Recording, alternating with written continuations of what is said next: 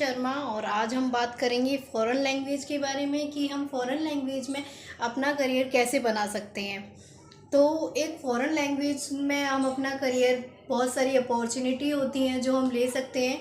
तो हमारे इंडिया में बहुत सारी फ़ॉरेन लैंग्वेज हैं जो कि सिखाई जाती हैं। जैसे जैसे ग्लोबलाइजेशन बढ़ रहा है, इंडिया की कंपनी फ़ॉरेन जा रही हैं, फ़ॉरेन की कंपनी इंडिया आ रही हैं, वैसे ही फ़ॉरेन लैंग्वेज में काफ़ी अपॉर्चुनिटी उभर के आ रही हैं। और बहुत सारे बच्चे जो ऐसे हैं जो फ़ॉरेन लैंग्वेज जिनका इंटरेस्ट बढ़ता जा रहा है।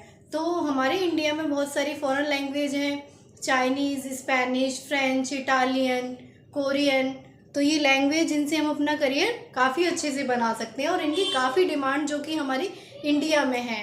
तो आज हम बात करते हैं किसी भी लैंग्वेज के बारे में। अगर आपको कोई भी पर्टिकुलर लैंग्वेज सीखनी है फ़ॉरेन की, देखो इंग्लिश और हिंदी तो हम सबको आती है, लेकिन बहुत से बच्चों को ऐसा लगता है कि जब हमें इंग्लिश नहीं आती तो कोई हमें फ़ॉरेन लैंग्वेज कैसे सीख सकते हैं।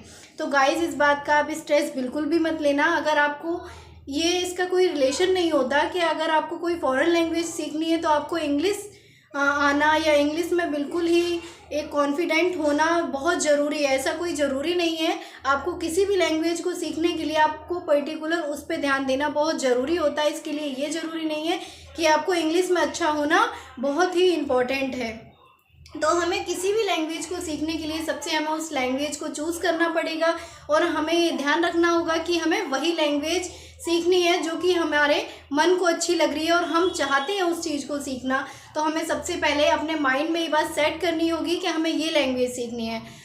फॉर एग्ज़ाम्पल, अगर आपको चाइनीज़ सीखनी है या फ्रेंच सीखनी है तो आपको एक माइंड में ये बिल्कुल सेटअप कर लेना है कि हाँ, सिर्फ हमें यही लैंग्वेज सीखनी है और हमें पूरा ध्यान सिर्फ उसी लैंग्वेज में देना है। तो गाइस, किसी भी लैंग्वेज को चूज़ करने से पहले हम सबसे पहले अपने उस लैंग्वेज के बारे में जानने की कोशिश करेंगे कि इसमें क्या है और इसमें क्या क्या चीज़ें हैं।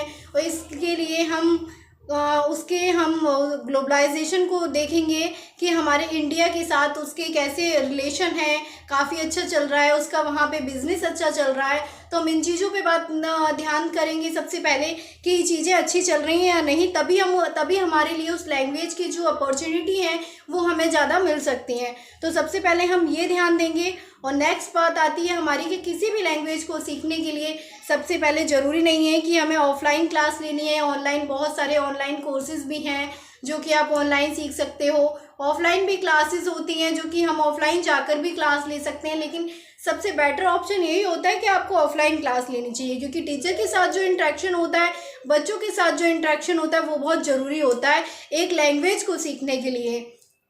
तो जब भी हम कोई लैंग्वेज सीखते हैं या हम ऑफलाइन क्लास लेने जाते हैं तो सबसे पहले हमें उस क्लास के लिए डेमो क्लास लेनी चाहिए। हमें देखना चाहिए कि वो टीचर हमें समझ पा रहा है या नहीं, या हमारे जो डाउट्स हैं वो क्लियर हो रहे हैं या नहीं टीचर के साथ, या हमें बैच साइज ज़्यादा तो नहीं लग रहा है। ये सारी चीज़ें हमें ध्यान देना चाहिए। तो बात करें अगर हम कि फ़ॉरेन लैंग्वेज की कितनी अपॉर्चुनिटी होती है, तो गाइस, फ़ॉरेन लैंग्वेज में बहुत अपॉर्चुनिटी है। अगर आप कोई भी फ़ॉरेन लैंग्वेज को सीख रहे हैं, काफ़ी अच्छे से लिख रहे हैं, बोल पा रहे हैं, सुन पा रहे हैं, आप एक अच्छे स्पीकर हैं, तो आपके लिए बहुत सारी अपॉर्चुनिटी हैं जो कि आप उन्हें ले सकते हैं। फ़ॉरेन लैंग्वेज को सीखकर हम एक ट्रांसलेटर बन सकते हैं, इंटरप्रिटेशन बन सकते हैं। फ़ॉरेन लैंग्वेज को सीखकर हम एक टीचर बन सकते हैं। किसी भी हम कोचिंग में या कॉलेज में हम एक फ़ॉरेन लैंग्वेज एक्सपर्ट का एक टीचर बन सकते हैं जो कि हम बच्चों को पढ़ा सकते हैं। बहुत सारी एमएनसीज, आईटी कंपनीज होती हैं जो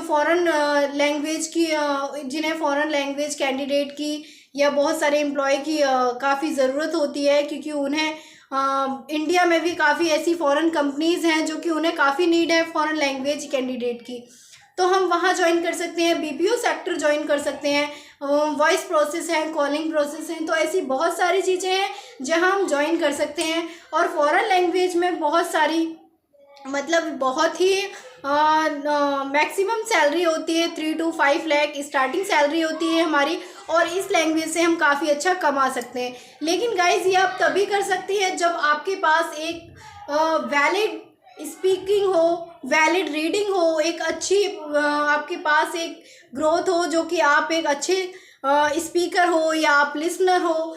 आपके अंदर एक क्वालिटी होनी चाहिए अच्छी, आपके अंदर स्किल्स होनी चाहिए जिससे आप अपना करियर इस लैंग्वेज में काफ़ी ही अच्छे से बना सकते हैं, ऑनलाइन भी और ऑफलाइन भी। लेकिन इसके लिए आपको प्रैक्टिस बहुत करनी होगी, आपको अच्छे से पढ़ना होगा, तभी आप इसमें अपना करियर काफ़ी अच्छे से बना सकते हैं। लेकिन ऐसा नहीं है आप एक लैंग्वेज को सीख नहीं सकते।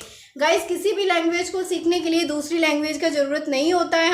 हमें सिर्फ उस लैंग्वेज पे हमारा फोकस होना चाहिए कि हमें इस लैंग्वेज को काफ़ी अच्छे से सीखना है। हमें ध्यान रखना है कि हमें अपने उस लैंग्वेज को इतना बढ़िया करना है कि हमें दूसरी लैंग्वेज की ज़रूरत नहीं पड़े।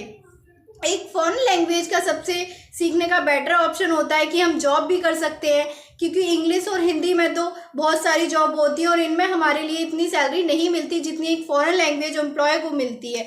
तो हम यहाँ भी जॉब कर सकते हैं। और अगर हमें आउट ऑफ कंट्री जाना है तो ऐसी बहुत सारी फॉरेन कंपनीज़ हैं जो अपने एम्प्लॉय को आउट ऑफ कंट्री भी भेजती हैं और हमें बाहर जाने का मौका भी मिलता है। ऐसे बहुत से बच्चे हैं जिन्हें बाहर जाकर जॉब करना बहुत अच्छा लगता है और ऐसे हमारे लिए बहुत सारे ऑप्शन भी खुल जाते हैं कि हमें वहाँ का कल्चर समझने के लिए और वहाँ पर थोड़ा घूमने का मौका मिलता है और वहाँ पे हमें जॉब करने का भी ऑप्शन मिलता है। तो ये आपके लिए बहुत अच्छी अपॉर्चुनिटी है जो आप ले सकते हैं। एक फॉरेन लैंग्वेज में काफ़ी अच्छा करियर आप बना सकते हैं। तो गाइज़, अगर आपको मेरी वीडियो अच्छी लगी हो तो लाइक, शेयर एंड कमेंट करना बिल्कुल ना भूलें।